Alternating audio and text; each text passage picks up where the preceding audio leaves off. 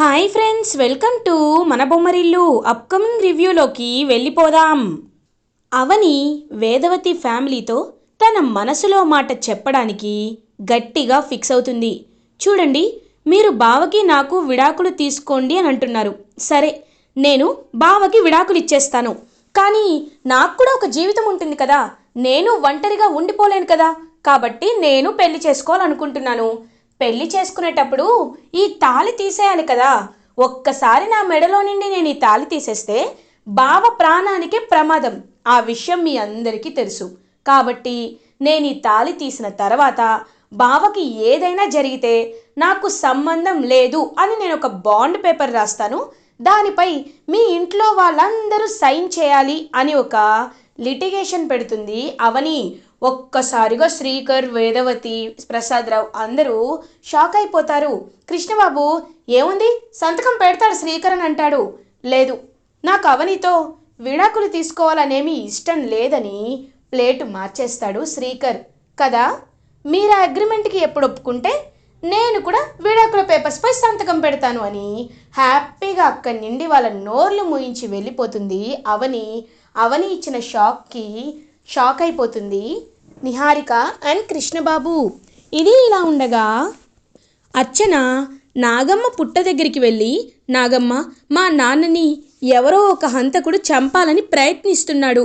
వాడు ఎవరో నాకు తెలిసేలా చెయ్యి, నేను మా నాన్నని కాపాడుకోవాలి అని నాగమ్మ సహాయం కోరుకుంటూ మనస్ఫూర్తిగా నమస్కరించుకుంటుంది. పాపం అర్చన వెంటనే నాగమ్మ పుట్టలో నుండి బయటికి వచ్చి అలా వెళ్తూ ఉంటుంది. నాగమ్మ బయలుదేరింది అంటే ఖచ్చితంగా అది ఆ దారి చూపిస్తుంది అని నాగమ్మని ఫాలో అవుతూ అర్చన కూడా బయలుదేరుతుంది. నాగమ్మ ఎక్కడైతే రాహుల్ ఉన్నాడో రాహుల్ ఉన్న ప్లేస్కి అర్చనని తీసుకువస్తుంది. రాహుల్ మాయా ఉడ్బి కదా, అతను ఇంకలా తన దగ్గరికి నాగమ్మ వచ్చింది అని గమనించకుండా ఫోన్లో మాట్లాడుకుంటూ ఉంటాడు. ఒక్కసారిగా రాహుల్ని చూసి షాక్ అయిపోతుంది అర్చన. ఎవరసలు ఇతను? ఇతను మా నాన్నని చంపాలనుకున్నాడా?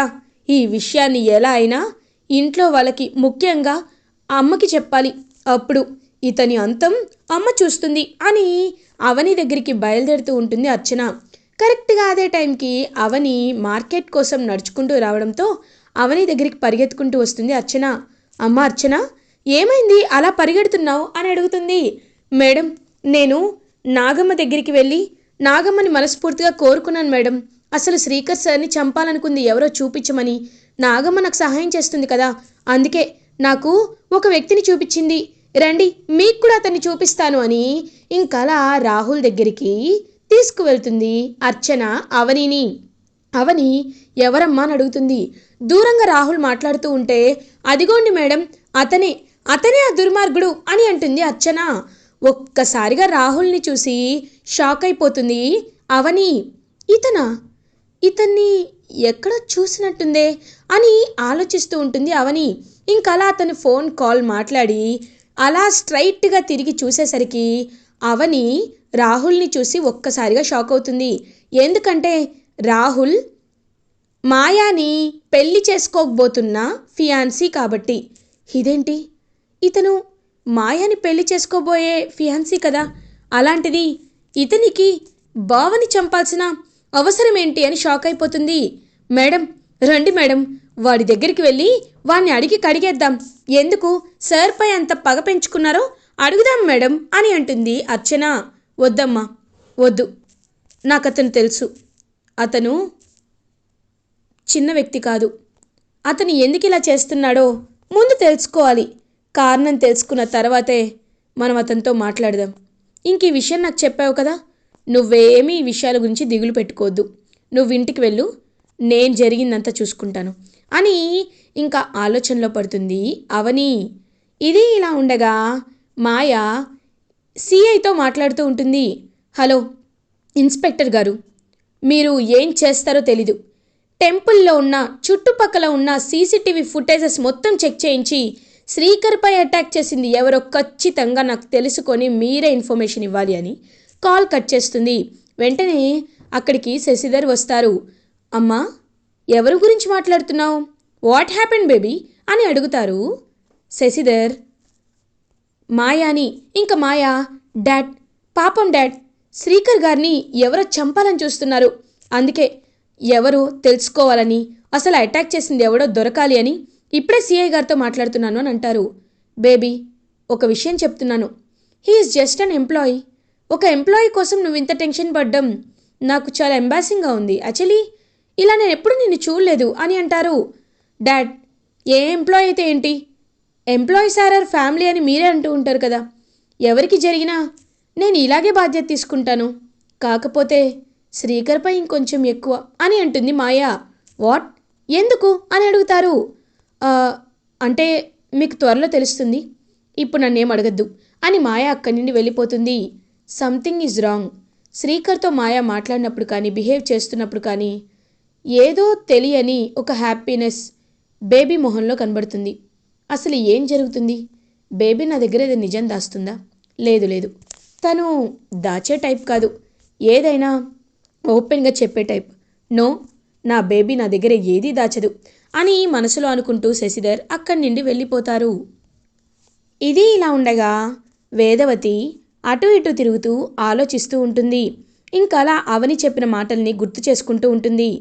మీరు బాండ్ పేపర్పై సైన్ చేసివ్వండి, అప్పుడు నేను నా మెల్లోని తాళి తీసి విడాకుల పేపర్స్పై సంతకం చేస్తాను అని అన్న మాటల్ని గుర్తు చేసుకుంటూ ఉంటుందన్నమాట. అలా వెంటనే వేదవతి, ఈ అవని ఎందుకు ఇంత మొండి పట్టు పడుతుంది? శ్రీకర్ని కాదనే తను చాలా పెద్ద తప్పు చేసింది కదా. అలాంటప్పుడు ఇంకా ఇంకా ఎందుకు మా ఇంటినే పట్టుకొని వేలాడాలి అనుకుంటుంది అని చాలా అంటే చాలా ఇరిటేటింగ్గా ఇంకా చాలా ఫీల్ అవుతూ ఉంటుంది వేదవతి. అప్పుడే ఇంక వేదవతి అయితే గుడికి వెళ్తుంది. గుడికి వెళ్ళగానే అమ్మవారు భవానీ ఒక పెద్దావిడ రూపంలో వేదవతి దగ్గరికి వస్తారు. ఏమ్మా, నిన్ను చూస్తుంటే చాలా బాగా బ్రతికిన వాళ్ళ ఉన్నారు అని అంటారు. అవునండి, కానీ ఈ మధ్య మేము చాలా సంక్షోభంలోకి వెళ్ళిపోయాం అని అంటారు. అవును, నాకంతా తెలుసు అని అంటారు. ఏంటి తెలుసా? నేను మీకు తెలుసా అని అంటుంది. నువ్వు కాదమ్మా, నాకు మీ పరిస్థితి అంతా తెలుసు అంటున్నాను. చూడు, నువ్వు నీ కోడలి గురించి దిగులు పడుతున్నావని కూడా నేను అర్థం చేసుకున్నాను అని అంటారు. ఎవరు మీరు? మా ఇంటి పరిస్థితి అంతా మీకెలా తెలుసు అని అడుగుతుంది. అదంతా కాదు, నేను చెప్పేది ఒకసారి జాగ్రత్తగా విను. అవని తప్పు చేసింది అనుకుంటున్నావు. అవనికి శ్రీకర్కి విడాకులు ఇప్పించి శ్రీకర్కి ఇంకొక పెళ్ళి చెయ్యాలి అని కూడా నువ్వు అనుకుంటున్నావు. అదంతా కరెక్టే. మరి అవని నిజంగా శ్రీకర్ వద్దు అనుకొని తప్పు చేసి ఉంటే తను ఇంకా ఇంకా శ్రీకర్ కావాలని ఎందుకు కోరుకుంటుంది? సరే, మీ దగ్గర ఆస్తి ఉన్నప్పుడు కోరుకుంది అంటే మీ ఆస్తి కోసం, ఐశ్వర్యం కోసమే మీ ఇంట్లో కోడలిగా ఉండాలి అనుకుంటుంది అని అనుకుందాం. మరి ఇప్పుడు మీ దగ్గర చిల్లి గవ్వ కూడా లేదు. మీరు సంక్షోభంలో ఉన్నారు. మీ ఆస్తులన్నీ పోయాయి. ఇప్పుడు కూడా ఎందుకు ఎందుకు అవని నీ అబ్బాయి శ్రీకర్ని కోరుకుంటుంది? చెప్పమ్మా వేదవతి, నీకు సమాధానం ఉందా? చెప్పు అని అంటారు. చూడండమ్మా, ఒకటి మాత్రం నిజం, మీరు ఇవన్నీ ఏదో తెలిసినట్టే మాట్లాడుతున్నారు. సరే, మీరు చెప్పింది నేను ఒప్పుకుంటాను. నిజంగా అవని తప్పు చేయలేదని అనుకుందాం. తను శ్రీకర్ని కోరుకుంటుంది అనుకుందాం.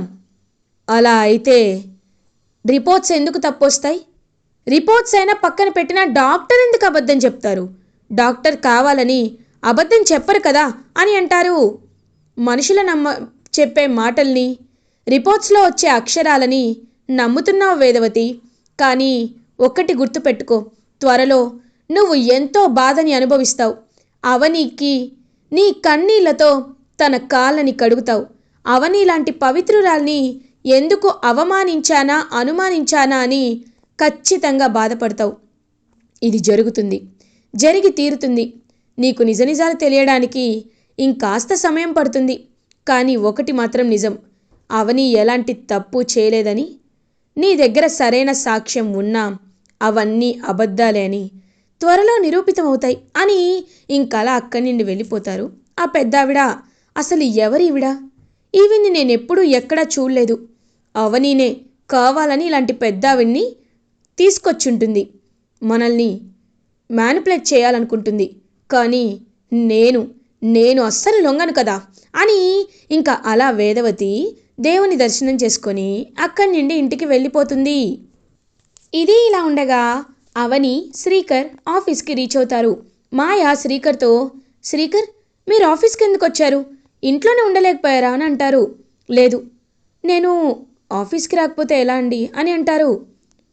నీకు ఇప్పుడు డేంజర్ ఉంది కదా, సరేలే మాత్రం జాగ్రత్తగా ఉండు అని ఇంకలా ఒక ప్రాజెక్ట్ని అయితే టేకప్ చేస్తారనమాట మాయా వాళ్ళ కంపెనీ వాళ్ళు. ఇంకా బోర్డ్ మీటింగ్లో స్టాఫ్ అందరినీ పిలిచి మాట్లాడుతూ ఉంటారు. చూడండి, ఇంకొక 1 వీక్లో మన ప్రాజెక్ట్ అనేది పూర్తవబోతుంది. అవని అండ్ శ్రీకర్ ఇద్దరు కలిసి ఈ ప్రాజెక్ట్ని సక్సెస్ చేస్తారనే నేను మనస్ఫూర్తిగా ఆశిస్తున్నాను. I hope that project will be very successful. Once ఆ ప్రాజెక్ట్ సక్సెస్ అయితే నేను మీ అందరికీ ఒక సర్ప్రైజ్ ఇస్తాను అని చెప్పి ఇంకా అలా ప్రాజెక్ట్ సక్సెస్ అయితే అందరికీ 5% బోనస్ ఇస్తానని చెప్పడంతో అందరూ చాలా అంటే చాలా హ్యాపీగా ఫీల్ అవుతారు.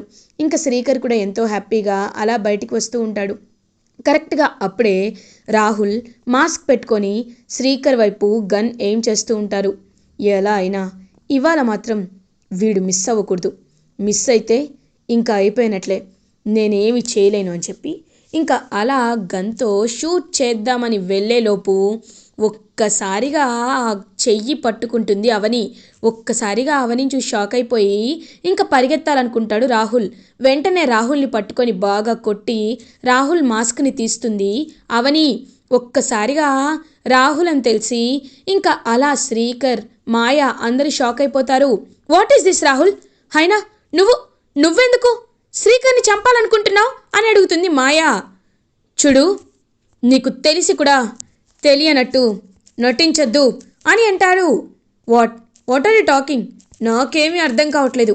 అయినా శ్రీకర్ని చంపాలనుకున్న నీలాంటి వాడిని నేను పెళ్లి చేసుకోవాలా అని అంటుంది. హో, ఇప్పుడు ఇలా వచ్చావా, వినండి, అందరూ వినండి, ఈవిడ ఎలాంటిదో మీరే వినండి. ఈ మాయ శ్రీకర్ని ప్రేమిస్తుంది అని అంటాడు రాహుల్. ఒక్కసారిగా షాక్ అయిపోతారు అవని.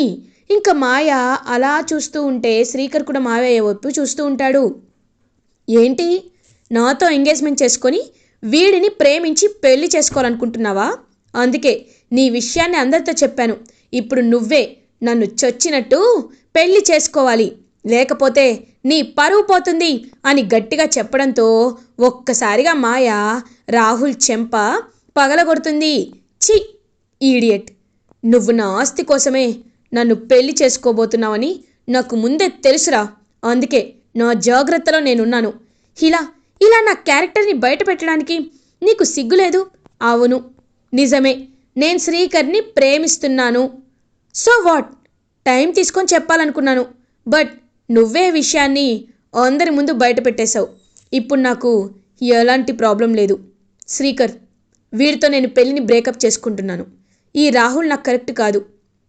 నా ఫ్యామిలీ వచ్చి మీ ఇంట్లో త్వరలో మాట్లాడతారు అని మాయ అక్కడి నుండి వెళ్ళిపోతుంది. ఒక్కసారిగా మాయాని చూసి షాక్లో ఉండిపోతుంది అవని. ఇంకా అలా శ్రీకర్ దగ్గరికి వస్తుంది. ఏంటి బావా, బెల్లం కొట్టిన రాయిలా నించున్నావేంటి? నాకు ఆల్రెడీ పెళ్ళయింది, నాకు ఆల్రెడీ భార్య ఉంది, ఆ భార్య పేరు అవని అని ఎందుకు చెప్పట్లేదు బావా, నువ్వు ఎందుకు చెప్పట్లేదు అని అడుగుతుంది అవని. నేనే ఒక్క నిమిషంగా బ్లాంక్ అయిపోయాను, నాకేమీ అర్థం కాలేదు, నేను తేరుకునే లోపే ఆవిడ వెళ్ళిపోయింది అని అంటాడు శ్రీకర్.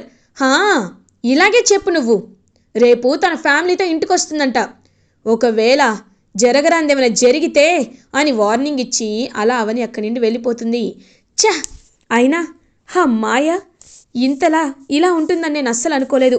అంటే బావని తను పెళ్లి చేసుకోవాలనుకుంటుందా అని ఇంకా పాపం కోపంతో రగిలిపోతూ ఉంటుందన్నమాట అవని.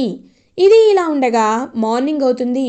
మాయ ఇంకా చాలా గారాబంగా పెరిగింది కాబట్టి, ఒక్కగానొక్క కూతురు కాబట్టి మాయ శ్రీకర్ని పెళ్లి చేసుకుంటాను అని రాహుల్ యొక్క బ్యాడ్ ఇంటెన్షన్స్ అండ్ కేవలం అతను ఆస్తి కోసం మాత్రమే పెళ్లి చేసుకోవాలనుకున్నాడు అని నిజాలు వాళ్ళ పేరెంట్స్ ముందు బయట పెడుతుంది కాబట్టి ఇంకా వాళ్ళ పేరెంట్స్ కూడా శ్రీకర్ వాళ్ళ ఇంటికి వస్తారు. శ్రీకర్ వైపు చూస్తూ, చూడు బాబు శ్రీకర్, ఇప్పటి వరకు మా అమ్మాయి ఏది అడిగినా మేము ఇచ్చాం. ఇప్పుడు నిన్ను అడుగుతుంది. నీ క్యాలిబర్, నీ పొటెన్షియల్ అండ్ ముఖ్యంగా నీ క్యారెక్టర్ ఏంటో నువ్వు కొన్ని నెలల్లోనే మా దగ్గర ప్రూవ్ చేసుకున్నావు. నీలాంటి అల్లుడు నాకుంటే ఐఎమ్ వెరీ హ్యాపీ అండ్ నా కూతురి సంతోషం కోసం నేను ఏదైనా చేస్తాను. కాబట్టి నువ్వు ఖచ్చితంగా మా అమ్మాయిని పెళ్లి చేసుకోవాలి అని అంటారు. ఇంకా అలా అవని చూస్తూ ఉంటుంది. ఒప్పుకోకూడదు అని అనుకుంటుంది. వెంటనే వేదవతి మాకు ఈ సంబంధం ఇష్టమే అని అంటుంది. ఒక్కసారిగా షాక్ అయిపోతుందనమాట అవని.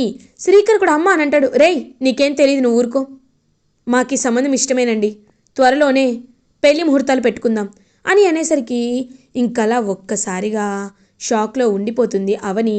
శ్రీకర్ కూడా బాధగా అవని వైపు చూస్తూ ఉంటాడు. ఇంకలా వేదవతి చాలా క్రూయల్ డెసిషన్ తీసుకుంటుంది. అవని శ్రీకర్ మాయాల పెళ్లి ఎలా ఆపబోతుంది, అవని గురించి నిజాన్ని వేదవతి ఎలా తెలుసుకోబోతుంది అనే క్వశ్చన్స్కి ఆన్సర్ తెలియాలన్నా ఫర్దర్ ఎపిసోడ్ రివ్యూస్ మీకు ముందుగా కావాలి అనుకుంటే మా ఛానల్ని సబ్స్క్రైబ్ చేసుకోండి. Thanks for watching.